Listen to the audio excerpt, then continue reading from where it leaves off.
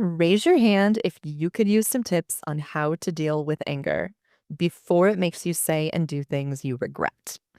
We know that anger can be a driving force behind alcohol use, which means we need to not only understand why we get so angry, but also have the tools to deal with our anger in productive ways. Listen as we are joined by David, Jason, and Amy to share what we've all learned about managing anger and recovery. Guarantee you're going to walk away with some actionable tips you can start applying in your life right now.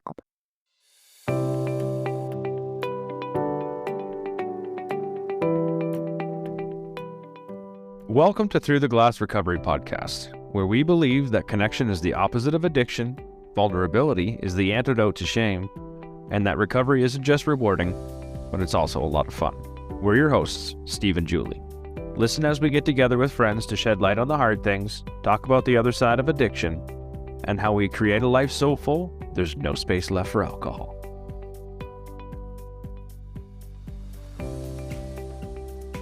Don't forget to subscribe to our newsletter. Every Monday, we'll deliver relatable, actionable insights right to your inbox, supporting you no matter where you are in your sobriety journey.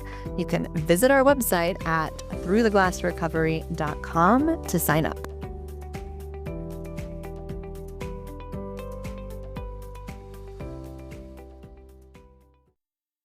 Hello and welcome, you guys, to Through the Glass Recovery Podcast. Really happy to have everybody with us today. We are hanging out with some regulars today, which I love. It's just like kicking it with friends, and that doesn't happen real often. So I'm really looking forward to today's conversation.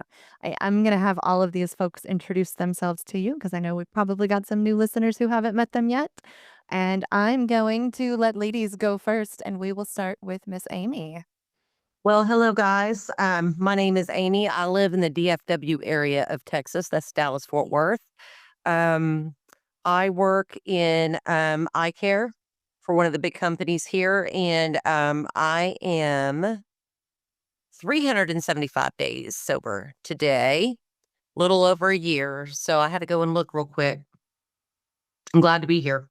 Amazing. So now I know the secret as to why you have the coolest glasses ever. I didn't know you worked in eye care until just now, so that explains that. And huge congratulations on 1 year. That's just Thanks, dear. such a big accomplishment. So really happy for you. Okay, next we're gonna go with Dave. Hey, I'm Dave. I am just over 2 years, 5 months sober, and I am from St. Louis, Missouri by way of California, and stoked to be here. Thank you. Awesome. Thanks for being here. I will also just plug our Facebook group really quick. It's called Recovery Your Way, and Dave is one of our awesome moderators. So if you are looking for any kind of support online on Facebook, it's a really great place to hang out and talk to some other folks who are doing what we're doing here. So anyway, thanks for being here, Dave. And last but not least is Jason. Hey, thanks. Congratulations, everybody, and congratulations, Amy, on over a year. That's exciting. Jason Williams, and I quickly grabbed my phone to try to add up the days, but I didn't have enough time to figure it out. So, company I have is Sober Gangster. It's a clothing line celebrating recovery and recovering out loud.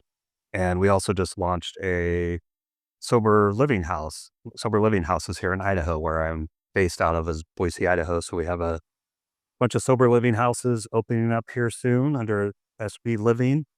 And I have been free from all mind-altering chemicals for the last 28 years. Awesome. Amazing. Mm-hmm. I did not know about the sober living houses, so huge congrats on that. That's a really big deal. I bet you're really proud of that. Yeah. He sent us a message and asked us to follow him on our Through the Glass page. I should do it on my personal page too, but that's awesome, man. Awesome, man. Congratulations. Really cool. Yeah, you can tell that Steve's the one who keeps up with personal messages on our social media, and I am generally out of the loop. So, yeah, really, really happy to have you here. Big congrats to all of you guys. Everybody's doing such cool stuff Yep. in the recovery space. So, happy to hang out with all three of you. So for our topic of all the emotions that can drive us back to drinking, anger is high on the list. It comes in like a freight train with a power that seems to take over our minds before we even know what hit us. Learning how to cope with anger in healthier ways is absolutely necessary when it comes to maintaining sobriety. So, when have you had to deal with anger since you've been sober? What's it been like? What can you share with our listeners about what you have learned on your sober journey about anger? We're all we're all perfectly zen. None of us have spirit. Shit, I'm doing it wrong. Susser roof. We've all been meditating heavily for Bastard. I'll start. Anger, me and anger. Anger was a big issue when I got sober. And my anger doesn't always look like typical anger. I'm not going to go around and fight anybody or that kind of thing. But growing up, anger was what stood in front of me to protect me. So when I got sober and I was really having to surrender, oh man, I had to write a goodbye letter to anger. And I cried, y'all. Like, I mean, I was going through a divorce. I think I cried harder telling anger to please like step back right now because I've got other coping skills. I don't know if any of y'all deal with PTSD, but I do. And that was one of those leftovers that carried on with me through my life until I got a lot of my trauma worked out. There was so much going on in the beginning that I wasn't really angry. God, there was so many emotions when I first got sober. But I do remember my kid loves to like wad up paper towels. He washes his hands a lot. He has OCD, so at least they're clean. But he'd left them on the counter. And the first time in my sobriety that I got angry, I had like walked over, and I mean, it was insta pissed. I mean, and insta piss. And I literally can do that. It usually takes me a long time to get there, but when I get there, it's on. And I was home alone and I stepped on the trash can and I opened it up and I am just bitching. And I'm like, that is way overreacting, right? Like, we don't have to do all that. No one's here to watch you, anyways. You know what I mean? But it alarmed me. So in getting sober and actually not being blackout drunk like I was every day, but that was what came out in me was anger. That's what people would tell me. Well, you were so angry. And I was. I walked around masked all the time, but underneath everything, I was a pretty angry person. So I remember that first time in early sobriety where it just grabbed me and it alarmed me. And I thought, holy shit. Because I wasn't present, in the blackout. And I'm like, is that what people experienced in me? I mean, then that brought shame, that brought guilt. The other thing that I really like, because I like to think I'm a nice person and I'm a good person, but man, if I can get my hands on some righteous anger, I will hold on to that because that is what drove me. It drove my ambition. You told me I couldn't do something. Watch me. And anger was my driver. It really was. And like I said, it didn't come out. It didn't look like, oh, that person's so angry all the time. It drove me. And when I needed protection when I was younger, I could be angry and people would leave me alone. That could get the point across enough for them to stop. So, yeah, I had a pretty interesting love affair with anger. And now I just know it feels dangerous. That means something is off if I'm feeling angry. That means I haven't addressed something or I haven't spoke my truth on something. And so it's usually anger is an indicator for me to step back at this point. It doesn't feel good like it used to. It feels like I've dredged something up from the depths, it feels like it's regression. So instead of aggression, right? I feel like I'm regressing when I do that. And that usually is an indicator when I need to go ground, meditate, be by myself, and generally take away anything that's overstimulating me at that moment, because anything can do it. And usually if I can go and cave up for a little bit, I can come out and I'm better. I know that others don't deserve it. I don't even deserve it. I could be very angry with myself as well. I wasn't exempt from that. So what I do currently is I try to stay grounded. I try to get my nervous system where it needs to be, because I lived in flight and fight my whole life. And so, of course, anger was going to be there. I was always waiting for the next worst thing, and always on guard. So now, when it happens, it is a very big step back. You need to figure out what's going on. I think that you said like anger feels dangerous. And when I was thinking about this earlier, I was like, to me, anger is like a scary emotion. It's one that as soon as I start feeling angry, I'm almost scared of myself. And I think the reason for that primarily is because before I knew how to like handle myself at all, anger almost always resulted in me doing something that I regretted. Yes. Generally hurting myself, hurting someone else, causing some kind of emotional harm to someone. I wasn't like physical when I was angry, but I could spew an awful lot of hate with the best of them. And so to me, anger feels scary. And so in a lot of ways, I do everything I can to avoid feeling anger. Like we all think that anger is so bad, like it's this thing we shouldn't feel, like we're not supposed to get there. And I think we have to shift away from that and just learn the things that you're talking about, how to cope with it. Because anger is healthy. Anger is what, like you were saying, anger is what that's like our cue that there's an action that needs to be taken, and probably needs to be taken right now. Well, after you take your step back and you regroup, right? But this is like, if we've reached the point of anger, this means there's a boundary needing to be dealt with like yesterday, or we need to be speaking up for ourselves like right now, because it's reached that point. So I think if we start looking at anger as like it's a cue that something needs to happen in order to change a situation, um, maybe it becomes a little bit less, like, full of shame, or guilt, because I think for me, I always felt a lot of shame and guilt if I reached the point of anger, like, I have failed as a person, and I need to figure out how to get my shit together and never show anger, right?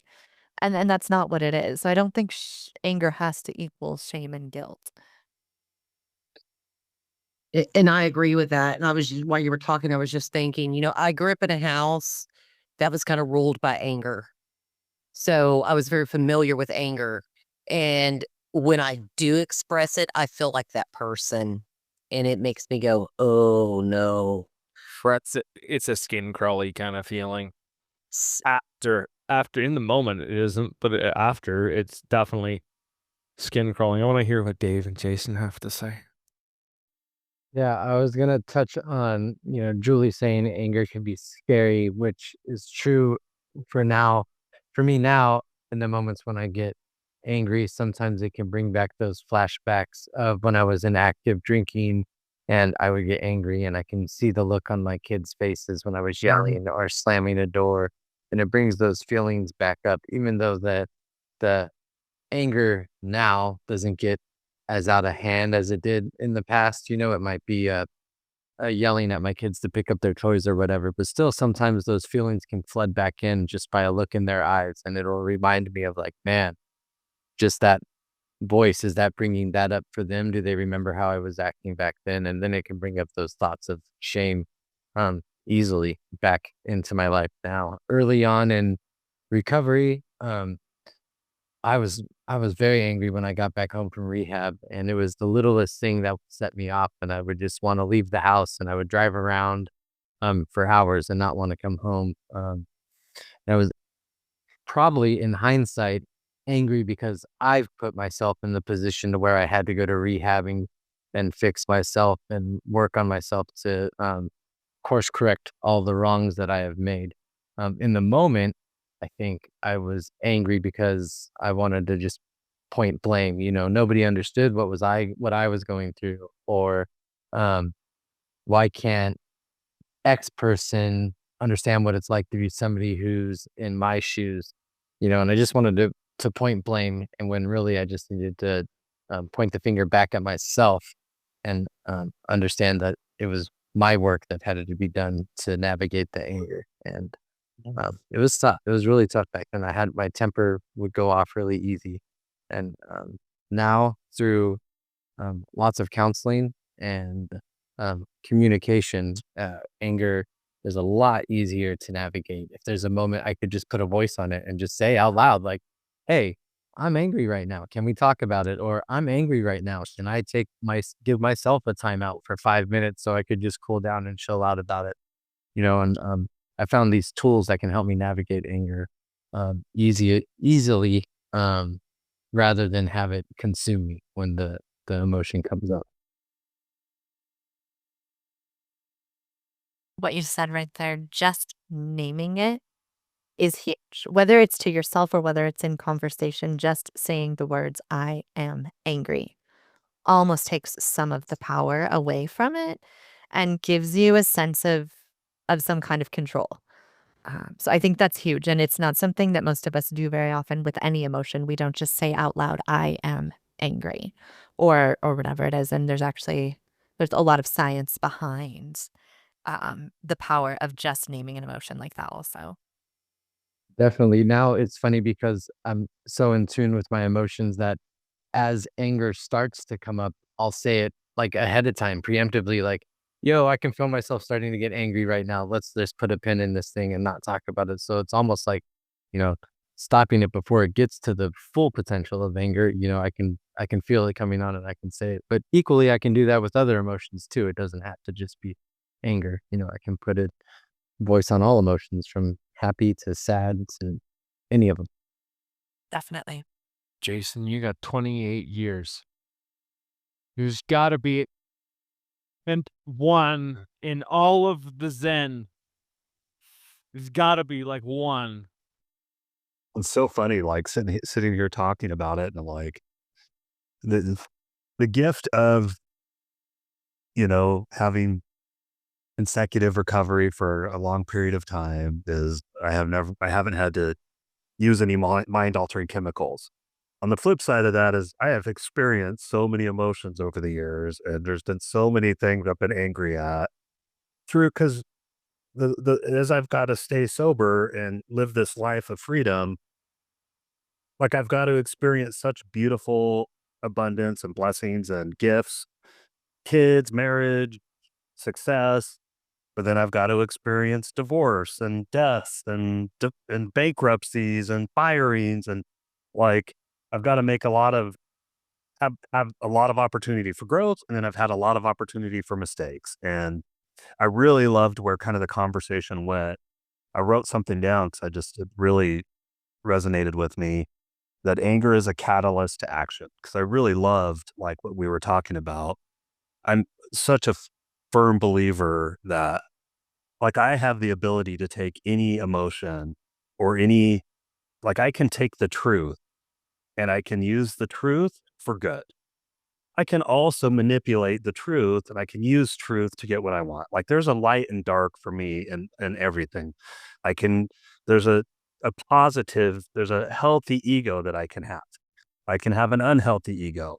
Um, that's kind of what sober gangster is. Like sobriety is my light, gangster is my dark. I always have this yin and yang going on of both sides. And anger is the same way where I can have a healthy anger. I can have a healthy relationship with anger.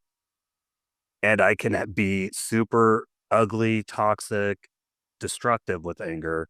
And I have had so many experiences where like anger can completely derail what's going on. And typically it's through some of the big life things that life throws at us as we stick around, like the tragedies that come with life.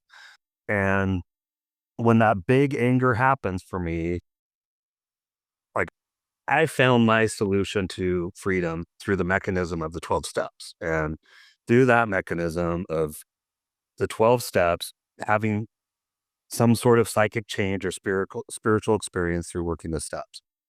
I am not always, it's not my first place I go. Like when I get angry, I, I don't go straight to my solution that I have as my foundation. I go to other things first. I might go to venting to a friend, or I might go to like driving very inappropriately, but ending up at a 12-step meeting and sitting in the 12-step meeting for a minute while I like just am surrounded by my community. And then that community kind of allows me the time to calm down a little bit to where some of the like sometimes I just don't have the willingness to utilize the solution I've been given. So sometimes I just need a minute for that willingness to come back. Um, by utilizing the community that I've built up through the 12-step programs and getting that willingness to reach out to my sponsor that guides me through the 12 steps. And when I take this stuff for me through that work, when I put pen to paper, when I identify what's going on and what I'm angry about, what I'm resentful about, all the harm this other person caused me, because it's, that's what's going on and that's a story in my head. And I really start to pause and identify what my part is. And for me, I have a spiritual experience or a psychic change every time I take that stuff through the work and I go and I clean up my side of the street. Every single time I've cleaned up my side of the street, something happens to where I am free from that anger. It's removed. I don't have to carry it anymore. When I don't do that work, I get to carry it for as long as I want. Like I still have things that if I sit and stew about it, I could probably get angry about right now because I have chosen not to do the work on it. I haven't found the willingness to do the work on it. I'm righteous about the work on it, whatever it is. I'm scared of the work. I have things at 28 years sober that I can sit back and be like, yeah, for the last 7 years, I probably should have done some work on that because it's still just kind of a little fester. It wasn't such a calamity that it required emergency solution, but I've chosen to carry it. I know if I take that through the work and I go and I clean up my side of the street, I will have a psychic change around whatever I was carrying and I will find freedom from that. But sometimes it takes a long time for me to get to that willingness to go back to the solution that I've been given. That goes back to sometimes the willingness doesn't show up until it gets bad enough that the willingness needs to show up.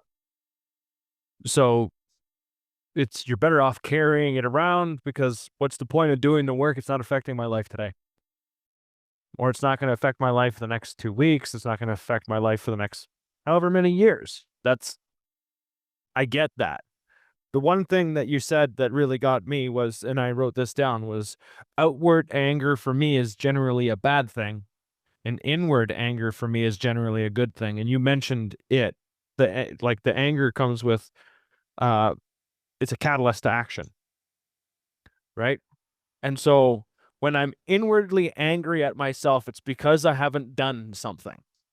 I haven't done the action. I haven't taken the steps.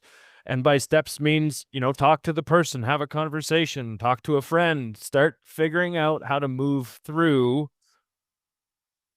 the mixed bag of emotions that I'm feeling, because anger is a whole bunch of stuff. And it's generally directed at someone or something that happened. When I have it directed at myself, I do something about it. I get pissed off at myself, and whatever it is I'm staring at, I get really, really tired of my own bullshit. And that's where my anger comes in, because I get angry at myself about the bullshit that I'm feeding myself. And then I just stop. And I'm like, okay, it's time to do something about it. When I'm outwardly angry, I'm a victim to what's happening to myself in my life. So something has happened to me. Someone has said something to me, and I feel this way because of that. I don't feel heard. That's one of the things that will spark me past frustration. I think I get frustrated first. It's one of like the pre-existing things that I feel that start to happen before I get to anger. And when I'm there, it's like Dave, you're saying you can call it out before it happens. But if I choose not to, then my words get really poisonous. I'll start yelling. I'll start saying things that I feel like I mean in the moment, like, fuck, I wish I could just say that sort of stuff. And then when it comes out, it is like, it's shit. Let's be really honest. It is shit. Generally speaking, when I'm done that, I don't feel like the badass that I was wishing that I felt like when I was standing up for myself in that moment. I feel like a dick. Yeah. I feel like an asshole. I feel like I could have found better words for that. I feel like I could have taken a step back and had a calm demeanor about it and really like looked at myself and said, okay, like, is this something that's worth even fighting for? Generally speaking, it's not in the manner that I'm going about it. So I'm listening to what you said and then what Jason said about cleaning up your side of the street. And I'm like not super familiar with the whole cleaning up your side of the street thing. I think that's more of an AA reference. But what I'm getting from that is like basically taking responsibility for your own shit. Is that I deserve that. So I'm like, I'm applying this and in no way do I mean to invalidate. There are some reasons that we absolutely have a good reason to be angry. Mhm. Right. There are times that people are mistreated or whatever, and that's valid. But I'm thinking at times like when I get really angry with my teenage daughter because for the like umpteenth time she has stolen my clothes from my closet, lost them somewhere in the bottom of her hamper, and I can't find what I want. And so like it's happened 1,000 times and I finally snap and I yell. Or when my husband says one thing to me and then goes and does another thing entirely, and like that, I think that's the last time I really yelled at anyone was a year ago when that happened, and I was pissed. That I'm looking at all of like these examples, and these are small examples in my life, but they still spark anger. They still give me the opportunity to say something stupid and hurtful. Like if I look at the thing with my kid and I figure out what part of that is my responsibility, there is like it's because I didn't speak up and set a boundary 14 other times. So on the 15th time she takes my clothes and I finally yell and I finally feel angry, like setting the boundary was my responsibility. I needed to do that. I don't just need to I like to play the victim card and I'm like, she's mistreating me or whatever. Like there's so much that I can take responsibility for. And that just kind of, like, soothes all of it, you know? I don't stand up for myself, so then when somebody says something to me that's hurtful, then I just get angry and I get mad instead of calmly speaking up for myself. I don't know, there's a lot in there about taking responsibility. We like to play the victim in a lot, and for sure, I wanna reiterate, I'm not invalidating there are times that somebody truly is the victim, but in some of my stupid situations where I get angry for not a really good reason. I like to play the victim and be like, I've been disrespected and really I could own a lot of shit there myself. I could like just learn how to not take things so freaking personally and I'd probably be a lot less angry. That is like owning your own side right there, not sharing your personally, right? Like that's entirely part of it. The one thing that came up for me when I was listening to you talk is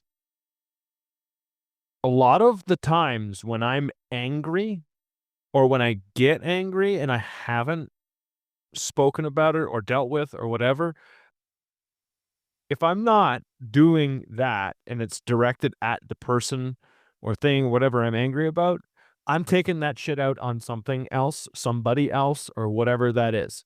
Because I haven't dealt with it yet, so I'm still carrying that shit around, and then something else will happen. For exact example, the other day, the dog started chewing on my hamper, and I was already at my wit's end, and the dog caught the brunt of it, and I yelled at the dog, and I screamed at the dog. The dog didn't. The dog was dogging, right? The dog was doing dog things. So the dog took the brunt of whatever I was dealing with in that time when the dog really didn't deserve any of that. I remember, and I said afterwards, like, the dog didn't deserve that. I don't like who that made me, like what that made me become in that moment. Mhm. Oh, I can say that for like if I'm yelling at my dog, I have some shit I need to go work on. Like that's just that's my signal that I need to take some steps back and work on some things. Go ahead, Jason. Sorry. Well, I was just gonna like when you were talking about that process of cleaning up your side of the street, like just a couple months ago, I had a situation where somebody I knew that I was close with was doing something that wasn't appropriate within our community. And it really bothered me. I caught wind of it, it really bothered me. Uh, I went to a few other people, probably talked a little shit. I did. And again, I went to bed at night and it was still really bothering me. Sat with it for a couple more days. It was bothering me. I went and did some. I didn't have to do as deep of a work. So it wasn't some big issue. I wasn't really angry, but it was just, there was some anger there.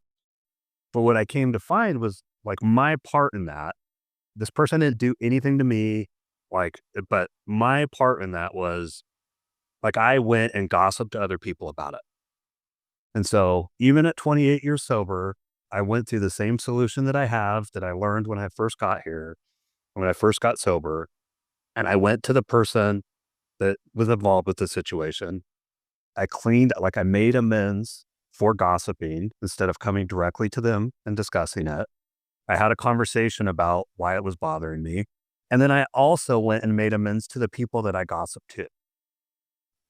Like that, it's a small, like it wasn't, I could have slept just fine at night by not making those amends. It wasn't I didn't cause all this damage. It wasn't but just by going through and cleaning up that small part that I did play, sometimes my amends are small parts, but it's my part. It's what my part in this situation was. And by going and doing that, like I had freedom from the situation. Whatever happens after that, it's none of my business. That's their thing to deal with. I handled what I needed to handle and made sure like my side and my part was taken care of by going through that process. So that's just a little example of like that cleaning up your side of the street for those that might not be familiar with that part of a 12-step program. And there's different variations of it in all the programs. I think there's a lot of versions of that. Yeah, I think that's super important to do in the aftermath of your anger is to go um, back and revisit and clean it up, as you say, Jason.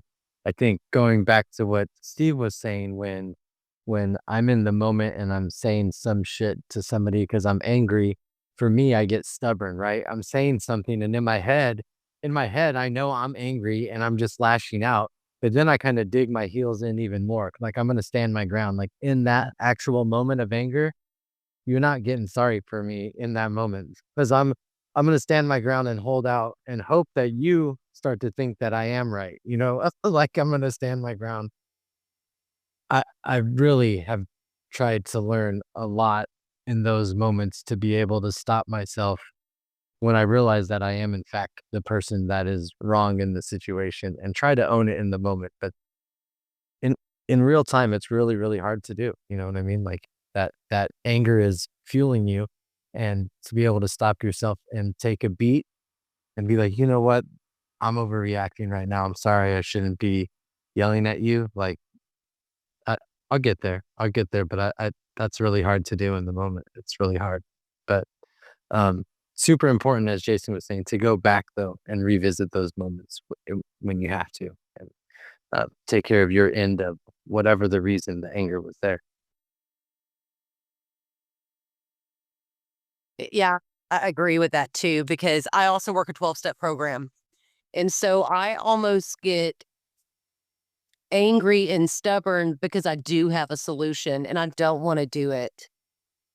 Came across this week. I'm serious. I can think I'm over something. I've done my step work on it and I'm good. And then something will tip me off. And I'm like, I'm not going to forgive that.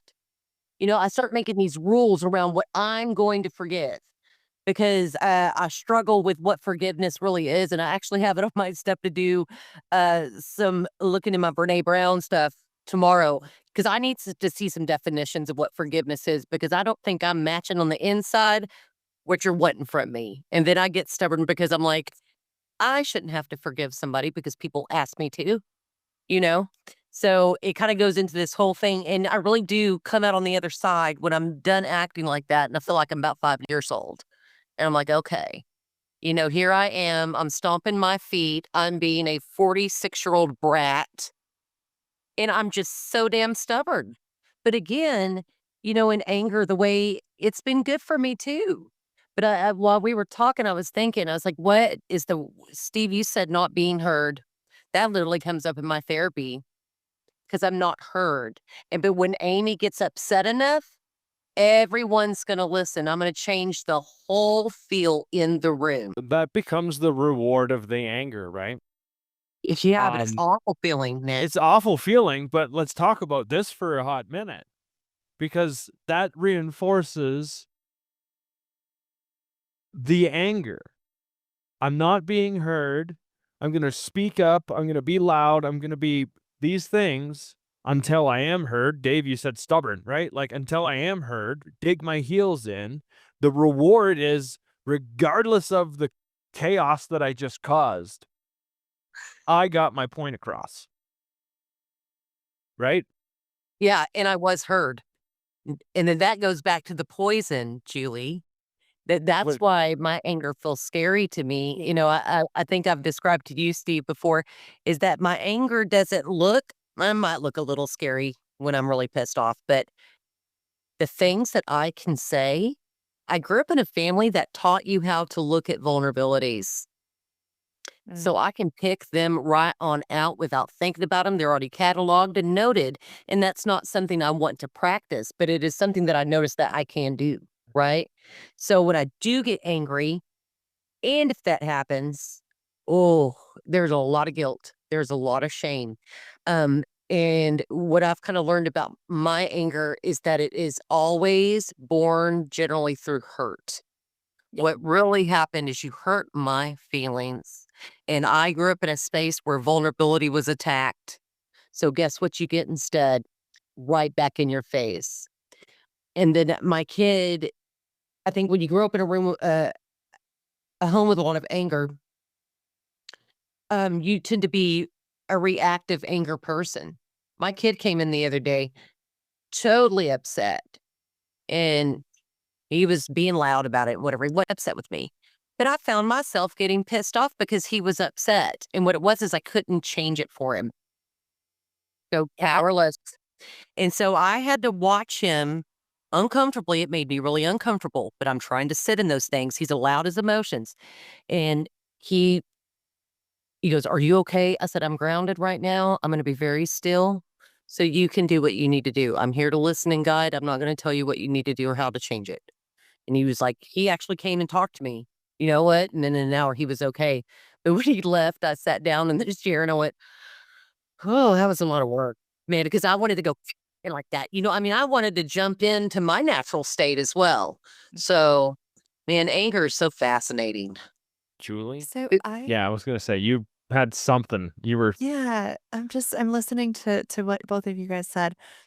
I do this thing, and I don't think I do it as much now, but it was definitely something I was super guilty of early in sobriety and prior, where if I was feeling anything, so we're not just talking anger here, but like if I was feeling grief, if I was feeling whatever, if it if nobody validated that, then I would dig my heels in harder to prove that it was valid. So, like, when my dog died and everybody was like, yeah, that sucks. Like, it wasn't, and so then I grabbed onto that grief and I held it with a death grip and I waved it around for everybody to see because, God damn it, I just need somebody to be like, yes, what you're feeling is valid. And I think that's true with anger too. I'm thinking back to like I said, the last time that I actually yelled at anybody was about a year ago, yelling at my husband.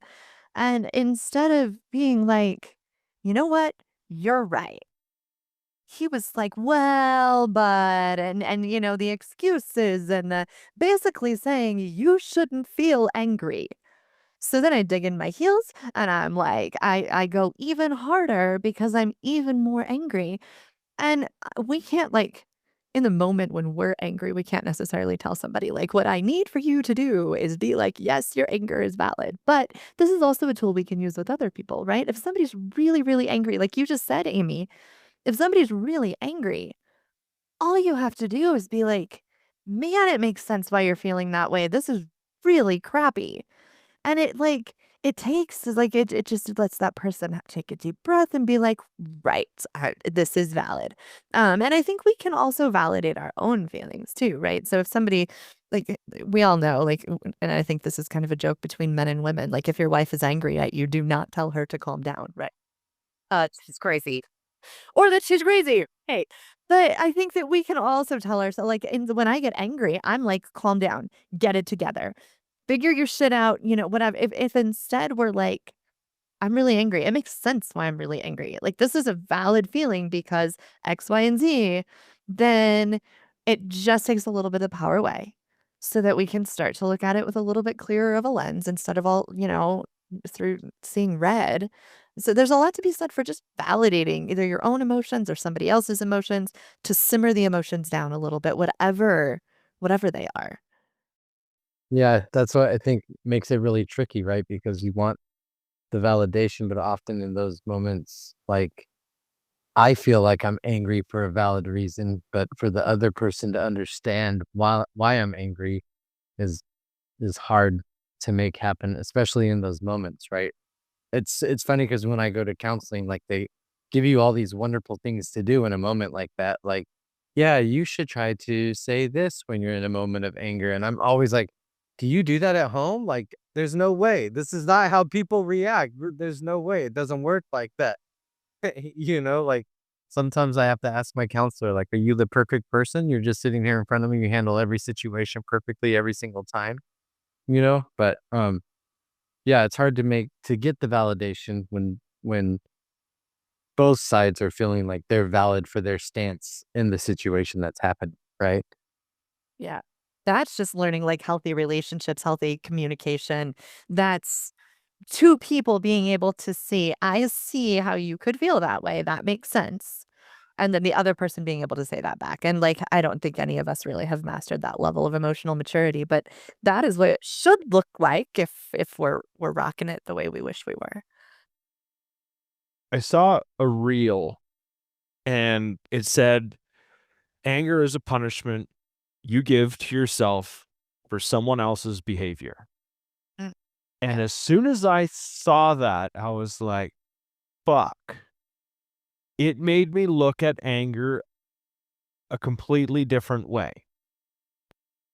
As much as I feel, Amy, you talked about it being like righteous anger, as much as I feel like it's justified. And there is a place for it to be healthy. Ouch. Yeah. It is a punishment that I'm really giving to myself for something that's out of my control. Hmm. And all I'm trying to do in that anger is regain control. I'm just thinking about this now, regain control of a situation I don't have control over, and I want control over it. Yeah. I almost feel like I want to lose control. It's like, you got me here now, let me roll. Like you brought it. So I almost feel like I have no thoughts about trying to control it.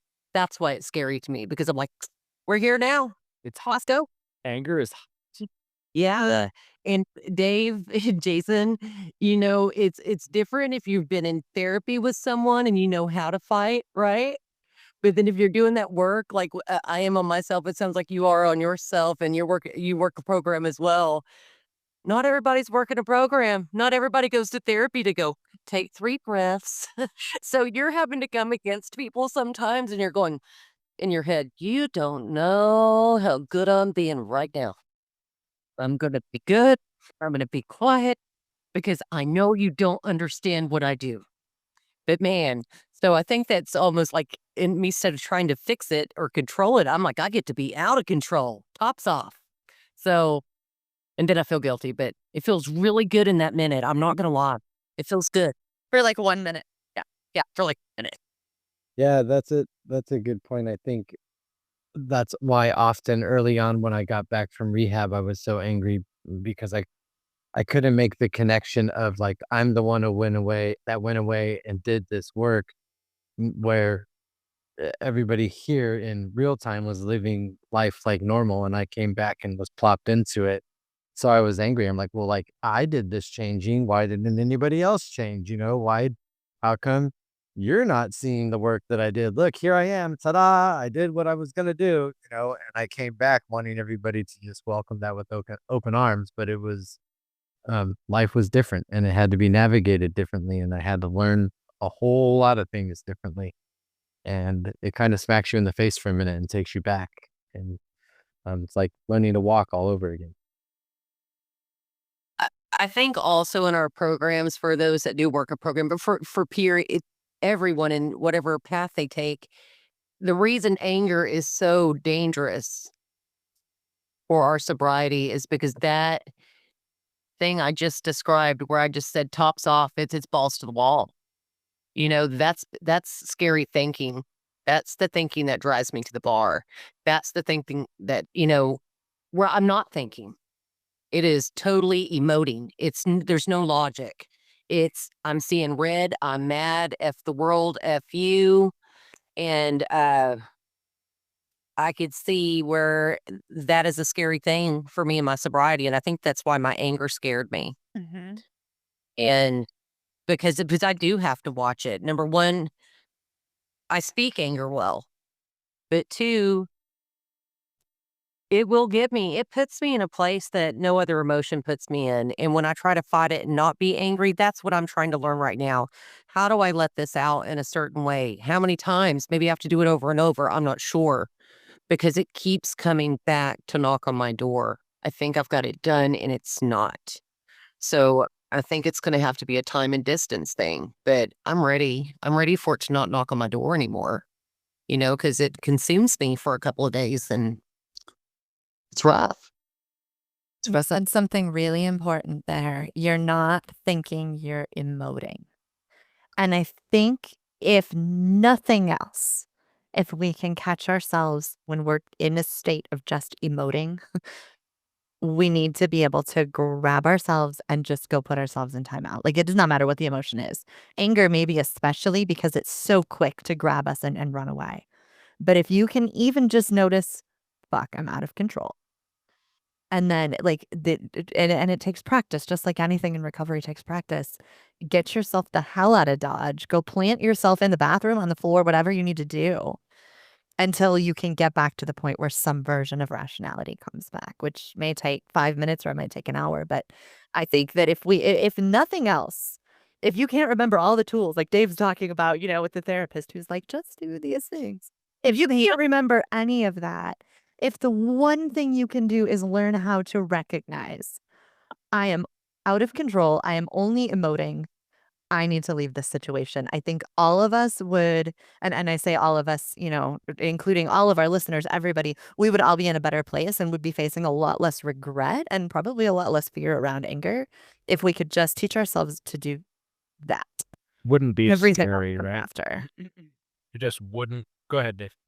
I was just going to say, I think what makes the emotion anger really scary, in correlation to recovery, at least for me, is it brings up a reason to point blame at somebody. So if I were going to get angry and relapse, it wouldn't be on me, because I'm going to point the finger at the person that brought that emotion up, right? Like, it's their fault that I drove to the bar and got a drink. So early on, that's what made it scary for me. And I did drive to the bar several times and sat in front of it. And luckily I didn't go in, but that's why that emotion in particular was always scary to me, because it brought up an excuse. And I lived 20 plus years with any excuse I could come up with. So I didn't need help with an excuse, Well, yeah. What you just said, Dave, I was sitting here thinking about, like, it just ties right to it. Like, somebody with long-term recovery for the last 28 years, I can pretty much say every single close friend, person in the community, everybody that I have seen go back out was a direct tie to resentment, which is directly tied to anger. And once those resentments start to fester, it's like that silent killer. It separates us from our connection with our source, separates us from our connection from our solution, separates us from our connection with our community.